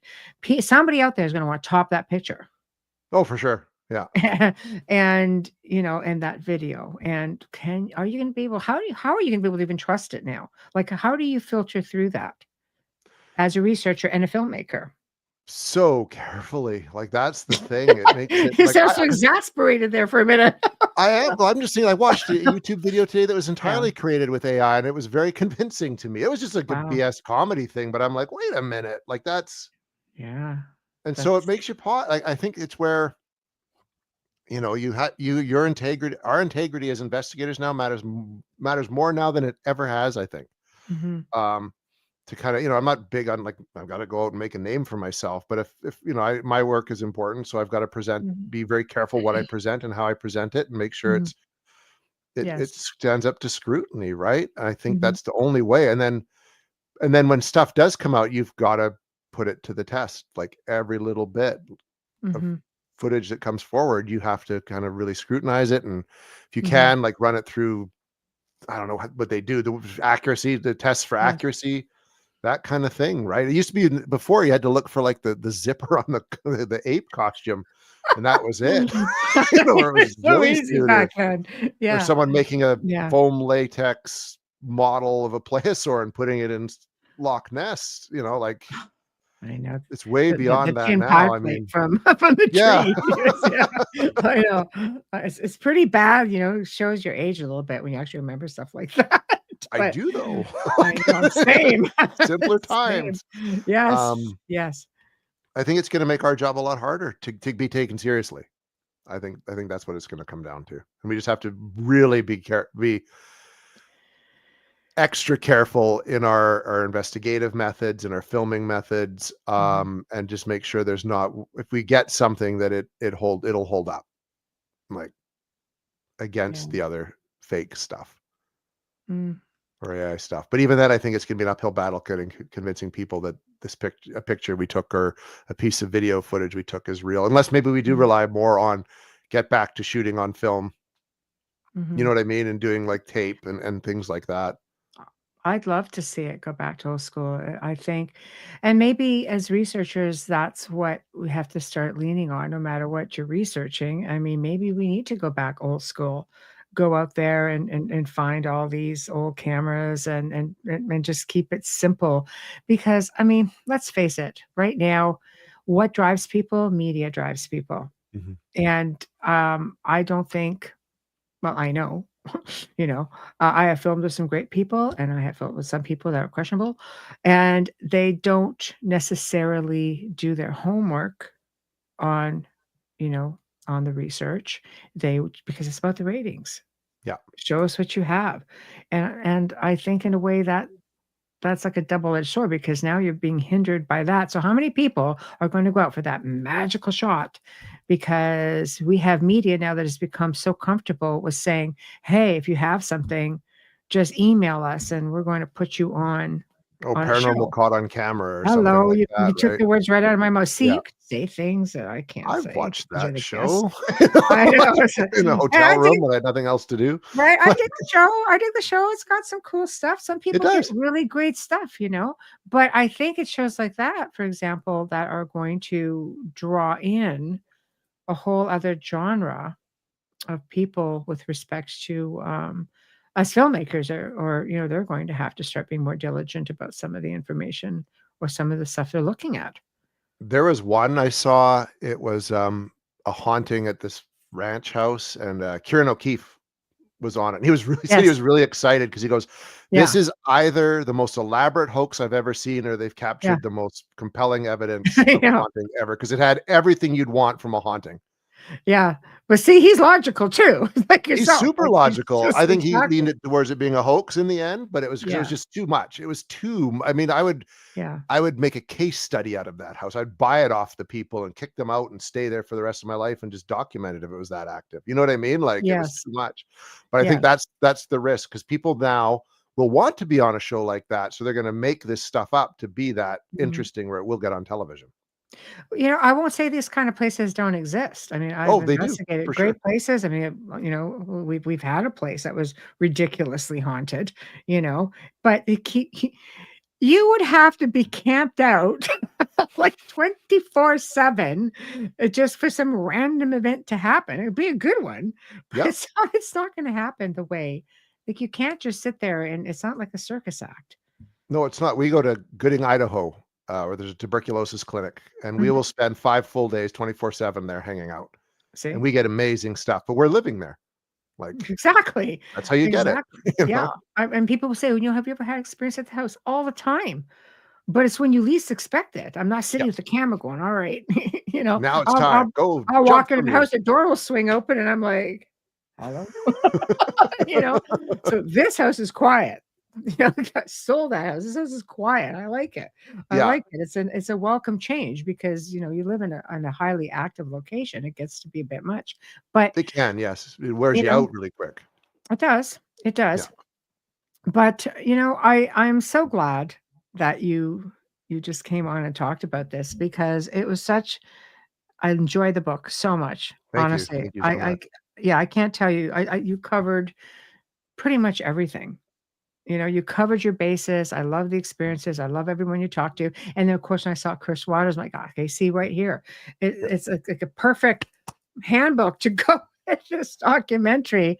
And it just really puts into perspective because I can read it and I felt like I was experiencing it with you. And in the same breath, and when I'm seeing the film, I'm like, okay, see, this is exactly what you envisioned. Like you wrote it the way it was. It was great. Thank you so much. That's what I was really, really trying to do. Like, it was yeah, yeah. Thank you. Oh, you did. You did. So in closing, you are going back, yes? I will of course, I'll be going back to Lake You Okanagan. have missions now, so yeah. Eli and I always joke about cursed waters too. We don't know what it would be or if it would even happen, but we always joke about there's so much more that could be done with Ogopogo. Like, and I absolutely think there is. I mean, have you thought about just going and camping out on along the shores even at night? oh yeah, And yeah. I think that'd be something. It'd be neat to do this summer, like even with the team, just to go hang out on the shore and just to see yeah, what happens, right? yeah, absolutely. I love it. Night vision, Yeah. Night vision, go swimming, like Dave Schrader told me to do, and see what we go can get find. swimming, go Yeah. swimming. But like I said, you shouldn't be biting Dave Schrader. I should. I Always should only easy say to be some. on the other side of the coin, but you know, okay, man, this is it. Like brotherhood. We're gonna do this. Exactly, exactly. No, I love it. And do you have any more books coming up? Yes? I have started writing a book about well, I've done my first draft about the Wendigo, Mm, get which me I just said started it, on the so I've doomed Wendigo. myself. I know, So, right? but yeah, Wow. no, I've researched and written a book on Wendigo, and there's stuff going on with that project as well that will be we Yes. can talk about more next year. Yeah, no, that's okay. We'll have you come back on if you're willing, I would because love that to. again, it's a Canadian thing, It and is, and it is, and it's such a compelling story. it people don't realize just how many of them they have a far reach. Here in even Southern Ontario, we have visions or sightings of things that are Yeah. Well, it crazy goes that down we into Missouri, parts of the States even has it and stuff like that, but I yeah, ended up doing some, expedition and some research up in Edmonton, north of Edmonton, where, like, the yeah. Swift Runner story happened and all that stuff, and yeah, It's going to be outstanding, I know and it it's is. gruesome. It's like true crime meets paranormal. It's pretty wild. I'm excited already. I know. Awesome. I know. I worked with one family, and they were in an indigenous place, of course, in Ontario, in the Muskokas, and one of our team members at the time was indigenous, This kid was as cool as a cucumber. I call him a kid because I'm just considerably older than he was, but he's just calm. And we were leaving, and it was like 3 o'clock in the morning, and it was just it was a weird experience, that whole investigation. And something yells out like a freaking Xena war cry, like a total screaming 3 a.m. out of the woods. And this kid looks at me and goes, "That's just a Wendigo." Just like that.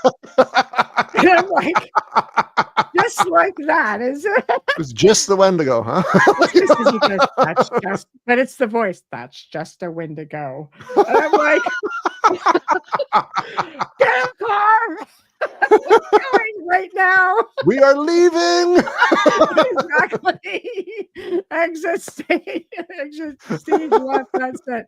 Yeah. So I never heard anything like that. And to this day, not because not like I hear them every day, but from what I've heard, like he's telling us about some of the indigenous lore out in the Muskokas. He goes, no, he goes like that. They're really high pitched. Some of them are like screechers, Mhm. So I was just like, it's one of those, it's almost like Sasquatch too. Depending on where you're hearing the story, they're different. It's yes. a little bit different, like the experiences, but there's also so many similarities. Yeah. Yeah. It was sort of a Oh, that's a like terrifying thing to hear. it was. I'm like, God, sounds like Xena. And he goes, "That's just a Wendigo." Good to know. Thank you for that. I will never leave my mind ever again. Ever again. No, so open-minded and kind of, cool as a cucumber. I'm just like, how do you sleep at night? But anyway, thank you so much for joining me this evening. Honestly, it was just wonderful to catch up with you, and wonderful to hear about this incredible place, this incredible being. I hate saying like sea monster. It's just, No, it's a gentle feel to it. it is. Yeah. Even the term lake monster to me seems a bit off. Like Yeah. it's a being is a great way to put it. Yeah. It's beautiful. When you look Yeah. at that picture, you feel the calm with it, and you look into the eyes, and it has this beautiful feel. So for all you naysayers out there, I don't want to hear it. Mason said it's good, darn it. I appreciate that. Thanks so much for having me on, Michelle. It's always a pleasure to come on and chat with you. Thank you. And I'm hoping we can do it again. You let me know in that Wendigo book. I will, absolutely. You'll be one of the first people I contact. It's coming out, and Let's go. do it. Yeah. Yeah. But do it in the winter time, because that way you're not so busy during the summer. Yeah, well, we'll see. I know. I'm just playing with you. No, it's great. Well, you make sure that you're safe out there, because you've got a lot of stuff coming up, and don't just go jumping in the water at night. No. I ain't looking at that, but I'll be careful. I'll make sure there's lots of people around. Yeah, that's a way to do it. That's good. Yeah. And I'm hoping. I mean, if you get some great stuff, I'd love to do a follow-up. For sure. Yeah, no, absolutely. I would love to. Yeah, hopefully this summer I'll be able to go and do something with that Yeah. whole idea. I mean, and I liked your TV show idea. Like I don't know how, but that would be a great way to do it. Oh, there are always ways.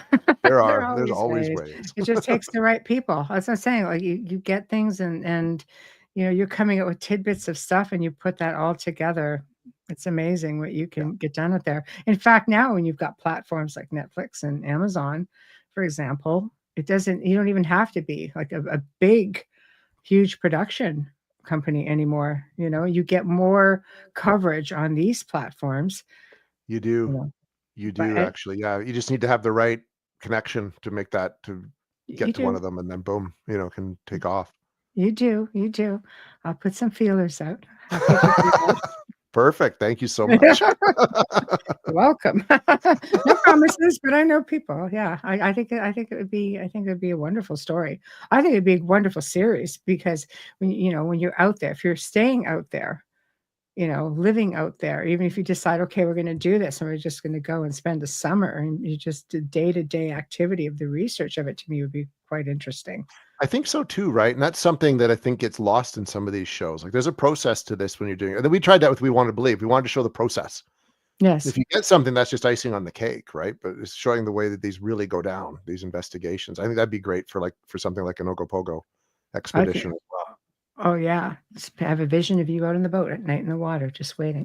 Just waiting, night vision on and seeing what happens. That's right. There we go. It might work. Oh, thank you so much. You're a good sport. Thank you, Michelle. No, it was awesome. This was a great conversation. I always enjoy it. Thank you. Thank you. And thank you to everybody in chat. God, you guys are just a whole lot of fun. And so I usually put a lot of comments up, but I was sort of like into this too, to the point where my wheels just get turning every time Jason Sargetis. It's like, yeah, I just go there like a squirrel sometimes. Anyway, okay, guys, Tuesday, Beyond the Outer Realm, the new show, brings on Carol Ann Iderola for an uncensored discussion. It's going to get into my lab. It's going to get into weather. It's going to get into CERN. It's going to get into some just stuff that you're not going to find anywhere but Rumble by the time she's done with me, I'm sure. And we have open mic on Wednesday, again, part 2. Guest host Wayne Mallow. Is going to be a lot of fun. It's a laid back week for me. I'm exhausted. Anyway, Thursday, Melissa McClellan and Adriana Fiorestu, very dear friends of mine, teammates of mine. And everybody keeps asking me about Romania, Hoya Baciu Forest. You've heard me talk about it, but these gals are the ones that were there with me, and we've all had incredible experiences, and it has a very long reach because some of these experiences continued on, for up to a couple of years, mostly to them because I'm kind of a good kid and I don't do stupid shit.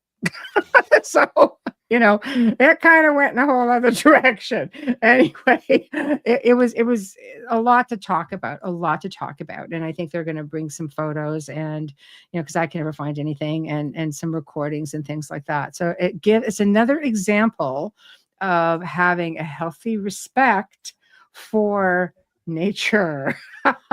So have healthy respect for nature, because the old saying, there are things in them their woods. There sure and heck were things in them their words. What those things were, I guess that's what the conversation is going to be about. So thank you, United Public Radio. Thank you, Folgers. Thank you, Justice Snicker. Thank you, Steve McGinnis. Thank you all to everyone who participated in chat tonight. Thank you, Jason. And everybody have a great weekend. And we'll see you Tuesday afternoon for Beyond the Outer Realm. Good night. Good night.